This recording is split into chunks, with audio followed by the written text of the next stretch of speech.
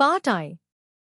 Without, the night was cold and wet, but in the small parlor of Laburnum Villa the blinds were drawn and the fire burned brightly. Father and son were at chess, the former, who possessed ideas about the game involving radical chances, putting his king into such sharp and unnecessary perils that it even provoked comment from the white-haired old lady knitting placidly by the fire. "Hark at the wind," said Mr. White, who, having seen a fatal mistake after it was too late, was amiably desirous of preventing his son from seeing it. "I'm listening," said the latter grimly surveying the board as he stretched out his hand. "Check." "I should hardly think that he's come tonight," said his father, with his hand poised over the board. "Mate," replied the son. "That's the worst of living so far out," bawled Mr. White with sudden and unlooked-for violence. "Of all the beastly, slushy, out-of-the-way places to live in, this is the worst. Paths a bog, and the roads a torrent. I don't know what people are thinking about. I suppose because only 2 houses in the road are let, they think it doesn't matter." "Never mind, dear," said his wife soothingly, "perhaps you'll win the next one." Mr. White looked up sharply, just in time to intercept a knowing glance between mother and son. The words died away on his lips, and he hid a guilty grin in his thin grey beard.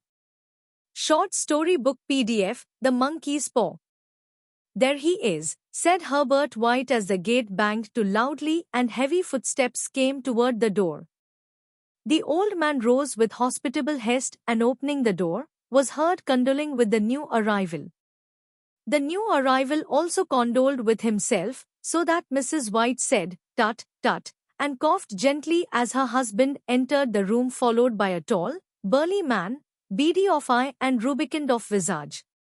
"Sergeant Major Morris," he said, introducing him.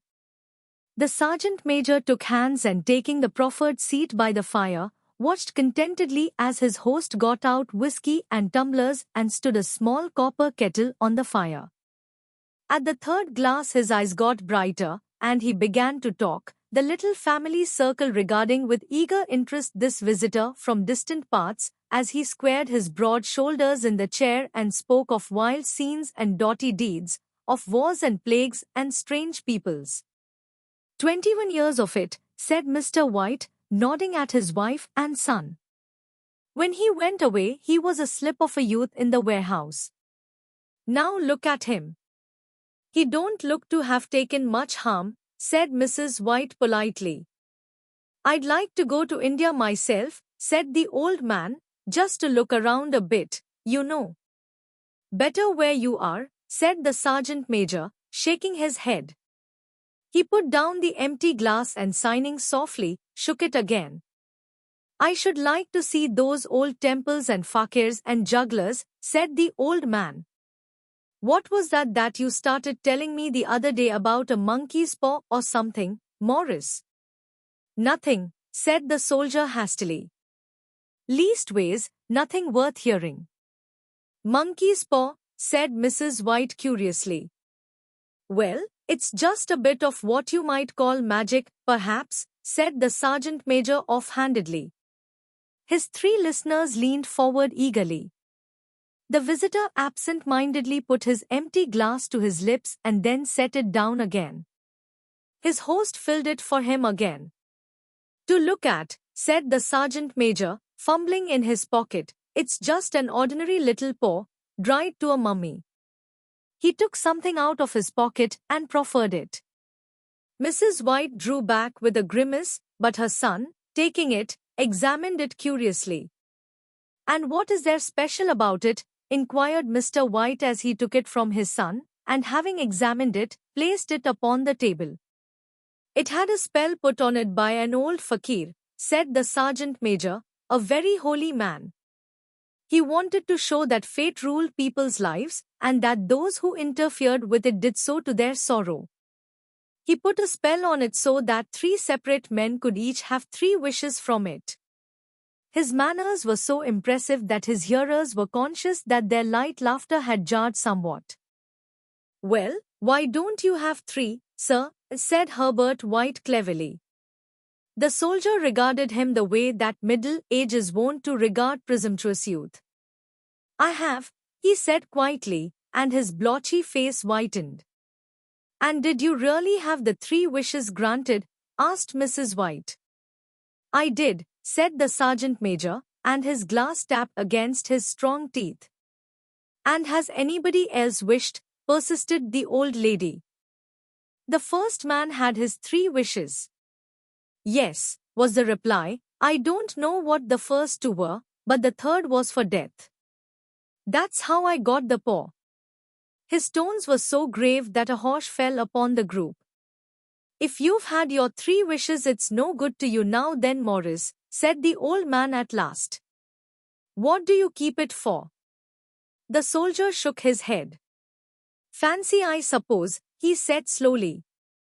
I did have some idea of selling it, but I don't think I will. It has caused me enough mischief already. Besides, people won't buy. They think it's a fairy tale, some of them, and those who do think anything of it want to try it first and pay me afterward. If you could have another 3 wishes, said the old man, eyeing him keenly, would you have them? I don't know, said the other. I don't know. He took the paw, and dangling it between his forefinger and thumb, suddenly threw it upon the fire. White, with a slight cry, stooped down and snatched it off. Better let it burn, said the soldier solemnly. If you don't want it, Morris, said the other, give it to me. I won't, said his friend doggedly. I threw it on the fire. If you keep it, don't blame me for what happens. Pitch it on the fire like a sensible man. The other shook his head and examined his possession closely. How do you do it? He inquired. Hold it up in your right hand and wish aloud, said the sergeant major, but I warn you of the consequences. Sounds like the Arabian Nights, said Mrs. White, as she rose and began to set the supper. Don't you think you might wish for 4 pairs of hands for me? Her husband drew the talisman from his pocket, and all 3 burst into laughter as the sergeant major, with a look of alarm on his face, caught him by the arm. If you must wish, he said gruffly, wish for something sensible. Mr. White dropped it back in his pocket, and placing chairs, motioned his friend to the table. In the business of supper the talisman was partly forgotten, and afterward the 3 sat listening in an enthralled fashion to a second installment of the soldier's adventures in India. If the tale about the monkey's paw is not more truthful than those he has been telling us, said Herbert, as the door closed behind their guest, just in time to catch the last train, we shan't make much out of it.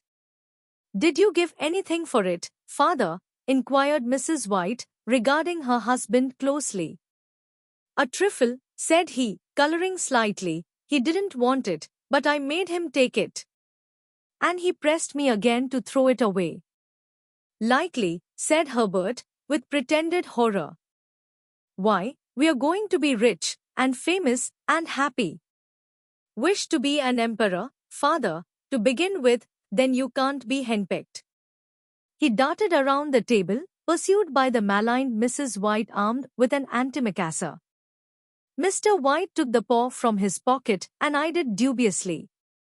I don't know what to wish for, and that's a fact, he said slowly. It seems to me I've got all I want. If you only cleared the house, you'd be quite happy, wouldn't you? Said Herbert, with his hand on his shoulder. Well, wish for £200, then, that'll just do it.